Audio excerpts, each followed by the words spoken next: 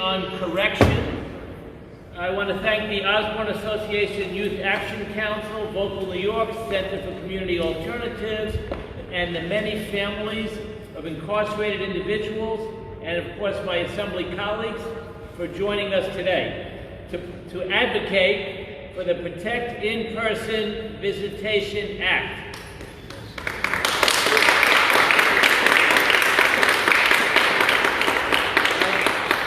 I am proud to stand alongside criminal justice activists and families of incarcerated individuals in support of this very crucial piece of legislation. After many years of hard work, I see the finish line. The bill passed the Senate yesterday.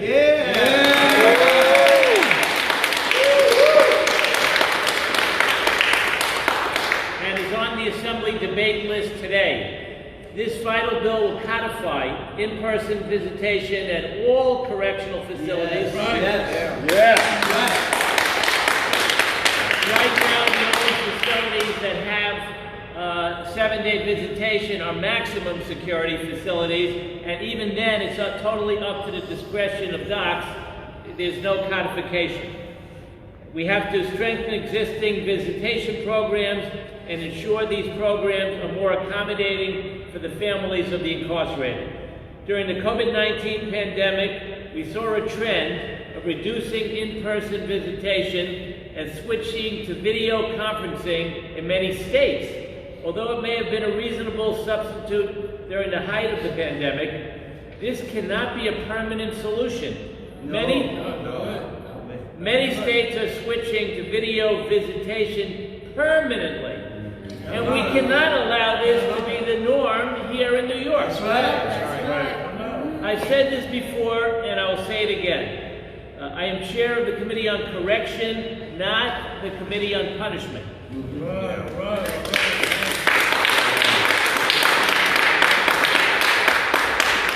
In-person visitation is one of the most essential steps for the rehabilitation of incarcerated individuals. We must continue to foster bonds between family, friends, and loved ones in order to decrease recidivism rates, and it's been proven as such. This is a human rights issue. This is not just an incarcerated individual's matter. This is a family matter. That's right. This is another attempt to separate families from one another. We cannot allow this to happen. Please tell me how we can look a child in the eyes and tell them they cannot see their parents again. That ain't right. That's not right. It is heartbreaking, inhumane, and downright cruel.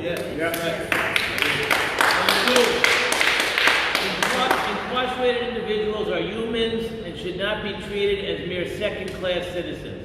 Who are we to force families apart? The rights of basic human connection should never be threatened.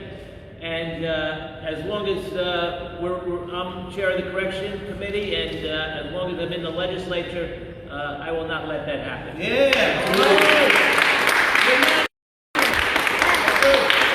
I'll now call upon my colleagues that are here in the order that I saw them, and then we'll go on to hear from some of the advocates. The first member I saw was Farah Soufran Forrest.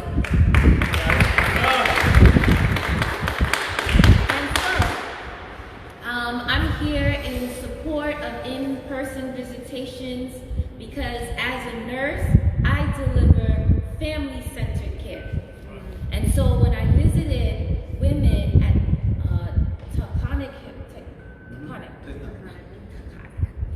when I visited women at Taconic, one of the biggest things is that they complained about during the pandemic was not able to connect with their families.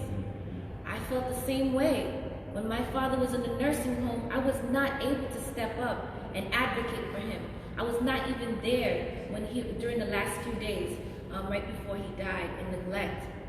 It's important for families to visit with their person. Yes. It's not only about the love and the good news that they bring, the touch, the hug, but then it's the advocacy. Someone seeing them and knows that they're well, and is able to bring their stories back to the community, back to their children and the rest of their loved ones. And so this is why I stand very firmly with this bill. It's a very important piece of legislation, and we are so glad it's up for debate today. And this is why it needs to pass today. Yeah. Thank you. Yeah. Thank you, Assemblyman Forrest, who, by the way, is from Brooklyn.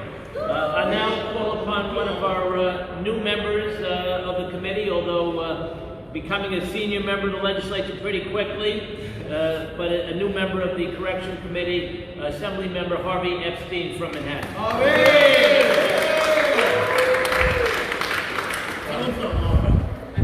Well, I'm really proud to be here with you, and great news about it passing the Senate, David, for all your work for incarcerated New Yorkers and their families. It's a really important piece of legislation to say you have a right, a statutory right, to have visitation. Right. I know when I visited family, friends, and loved ones and behind the walls, you know, I know what it felt to kind of go through that system. I know what it felt for them to be with me, to feel connected, to feel like that helped them through the day, through the month, till the next visit. It's really important that we continue to keep families connected, because if you feel like there's hope, you can be hopeful. If you feel like everything's lost, you'll feel hopeless. And you will do things because you feel like there's no future. Visitation in families is what we need. So this bill goes a long way to codify a right that we all believe is true, that keeping people with their families is meaningful. So David, thank you for the work. Thank you for chairing the committee and doing all the work that you do. And let's get this bill done today so we can advance to the governor for her signature. Thank you. One of my relatively new colleagues from Queens, Jessica Gonzalez, who has become a very strong advocate for incarcerated individuals and their family. And I know she's been to Rikers Island many times and has been to a number of the state facilities as well. Jessica Gonzalez Rojas. We love you, JGR! Thank you all so much for being here. I'm proud to stand alongside my colleagues, and we're in the middle of session, so I know there's so many more colleagues that support this bill. Listen, this is simple. This is an issue of humanity.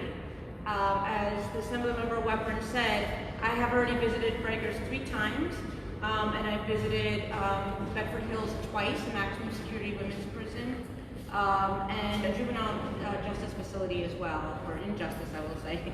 But what I saw was the deep need for connection.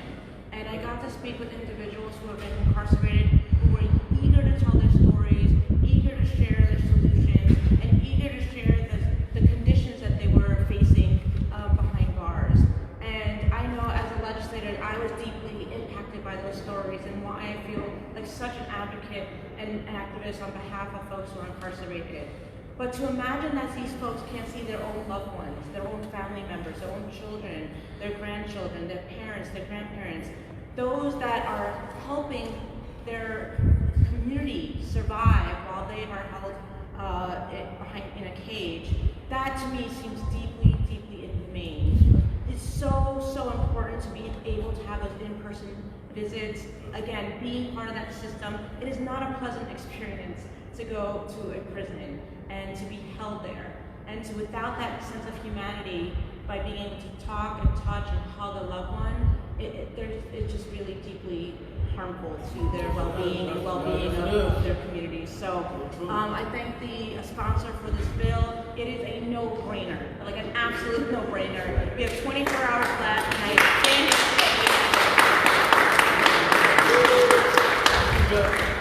I'm now going to call upon some of the advocates in support of this bill.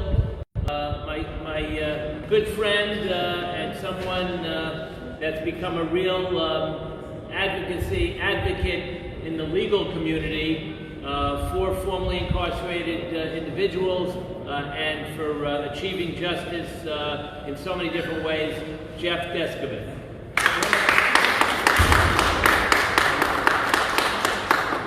Thank you. My name is Jeffrey Deskovic. I spent 16 years incarcerated in New York State prison system from age 17 to 32 for murder and rape, which I did not commit prior to being exonerated by DNA evidence.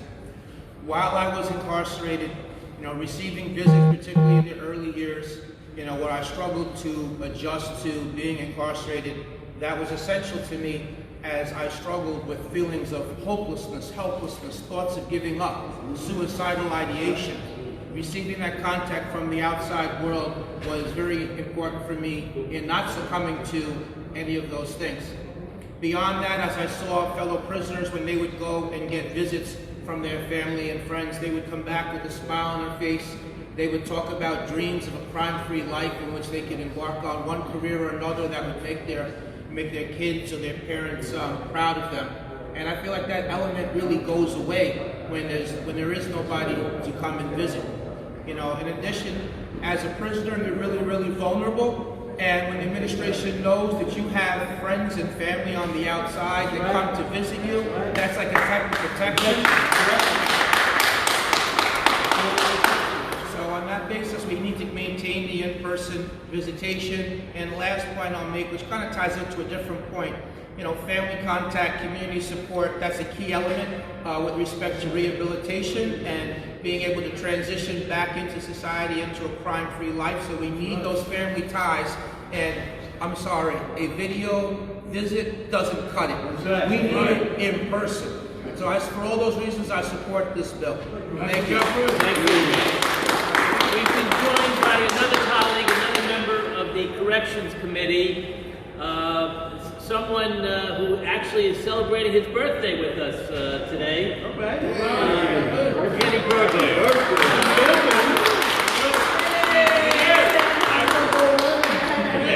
I appreciate it, but you know, what we're here today is not about me, right? We're here to talk about the human connection, and we're here to talk about something that really shouldn't be debated. I mean, we're now at what I hope will be the late stage of this pandemic, and you have folks like the mayor of New York City saying he wants to be back at work, right? Because there's value in that human connection. There's value in talking to someone in person, getting human touch, and that doesn't change people who are incarcerated. People who are incarcerated, sometimes, as mentioned right before, what they look forward to for days or weeks is that one visit. That 30-minute, 1 hour visit can be the highlight of their week, of their month. So when we talk about boosting mental health, when we talk about just creating an overall better environment within these prison and jail systems, this is a key part of it.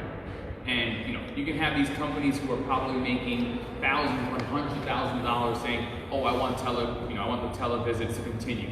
We can have that as an option, but we cannot block out what that human connection is. And I really want to thank our corrections chair. I want to thank Vocal, Mark, everyone for always being on the forefront of this. Because we have really, really big issues that we have to tackle in our criminal justice system, but it doesn't overlook the fact that this is not a minimal issue, but although it may be viewed as that by some, but it's still an issue we have to address because people need to have this connection with their family. We want them to have that touch point with family and friends, so when they do come out, they can have that continuity, come back into life, and like we always say, just have an overall better neighborhood. So I'm really proud of this, and I thank you so much for sharing. Thank you. I'm now going to call upon representatives from Vocal. We have Roger. Hello everyone, thank you for being here. I'm Roger Clark. I'm formerly incarcerated, having spent 15 years in state prison. I know having a family visit you is of extreme importance. If without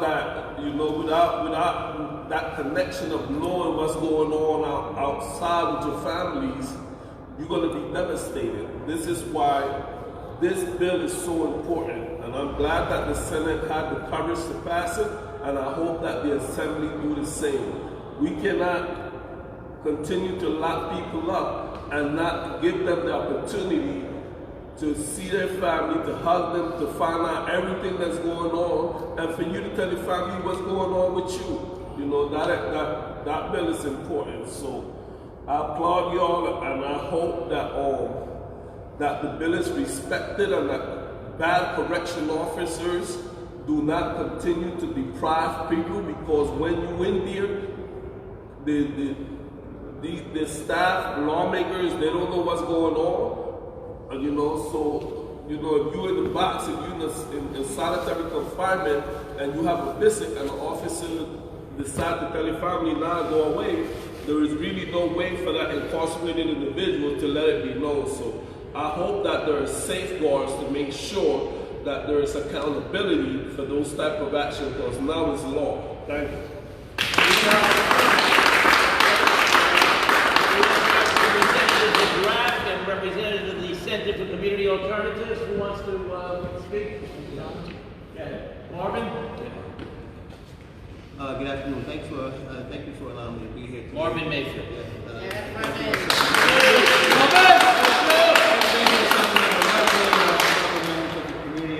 I just want to say that being a person who was formerly incarcerated myself, I am intimately aware of what it means to be able to look into the person's face, to look into your family member's face, to hug your children, to make some type of connection. There's nothing more important. The most dangerous person walking around a prison is a person without hope. A person without hope. A person without a family who hasn't touched another soul in years. And I mean years. People, men and women who are incarcerated, look forward to this type of interaction with their families. There is nothing that can parallel it by a video or a TV screen or anything else. Nothing but that human touch. We take that away from them, then what are we doing? We're removing a human element from a person that we want to act human. It just doesn't make any sense whatsoever. How can we call ourselves a society of compassion, a society or even a state that's progressive, and even contemplate removing the most important element between human interaction, which is the ability to touch another person's life? So I thank you for this opportunity to speak. I thank you for the chairman of the Corrections Committee, David Wepperin. I thank you for all the members who are working hard on this issue. And I implore you to please continue making sure that this does not happen in New York State.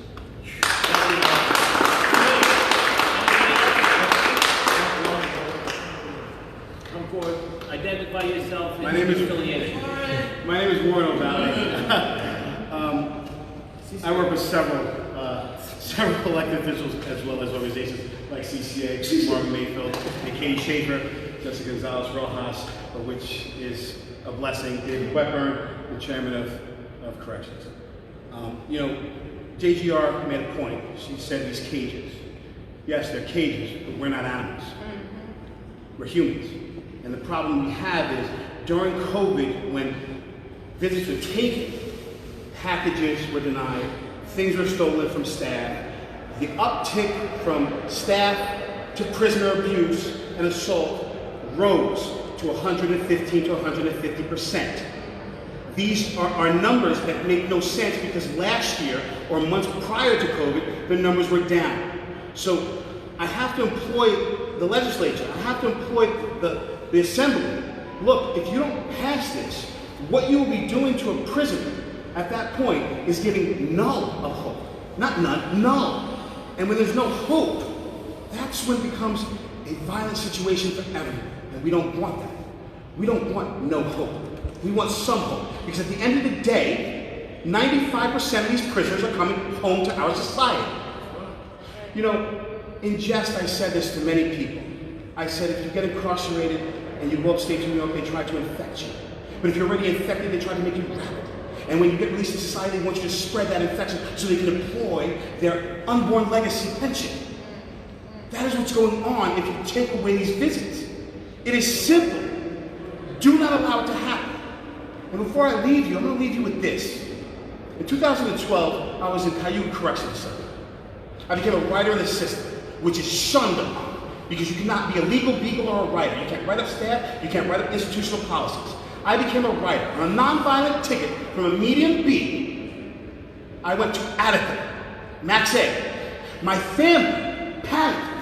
Friends, they panicked, ran to Attica to see me, to see if I was marked. Because I got 90 days to keep locked. To see if I was marked. Then I was transferred from Attica to Auburn, they came back up again.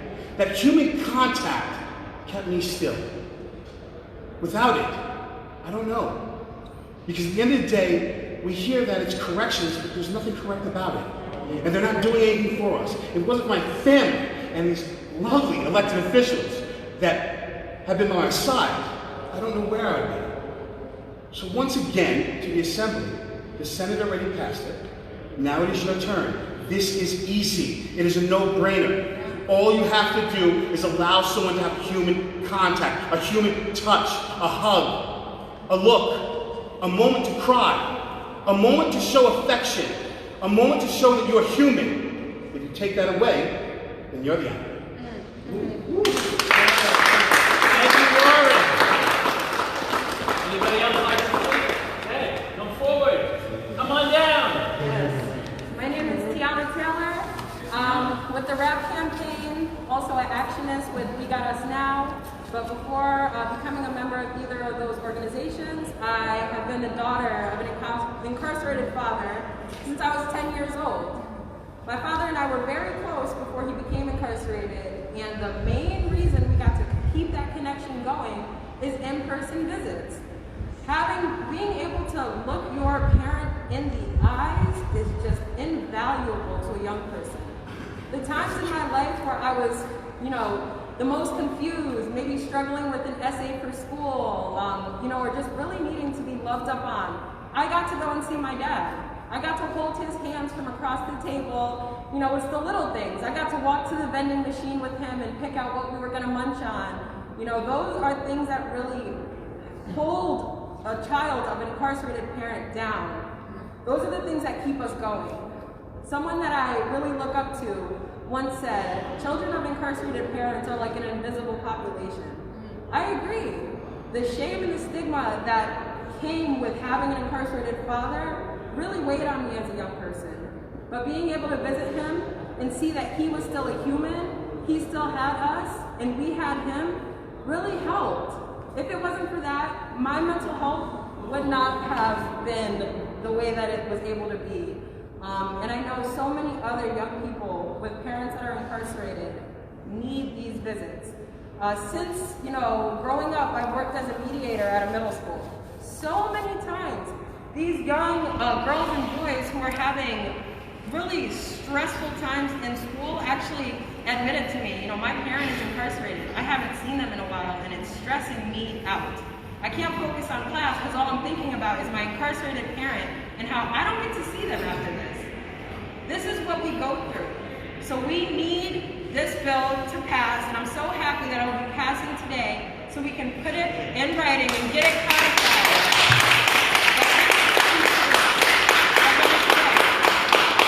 So thank you. Thank you, Tiana. And Tiana, I think, has coordinated more Zoom press conferences in the advocacy community than anyone else. So thank you for that during the pandemic. Anybody else like to speak? Go ahead, come forward. Good afternoon, my name is Greg McPherson. I'm a member of CCA. What I have to say is short and brief. I did 21 years in prison. And my son used to come every day. Every day. And it was what he said gave me hope and turned my life around. He told me, he said, Dad, won't you try to make you do the best for me? I said, why? He said, because you'll discover more about the best in yourself. And that turned me around. I went from hanging out in the yard to taking every vocational training inside the jail. And to take that away from a child, how can you take that away from a child? Or any child? And be able to tell them, hey, you can't come see your daddy because she's in prison. But it was correctional facility. How do you correct me when you're taking away the best thing I have? Hope is a hell of a thing. If you don't have hope.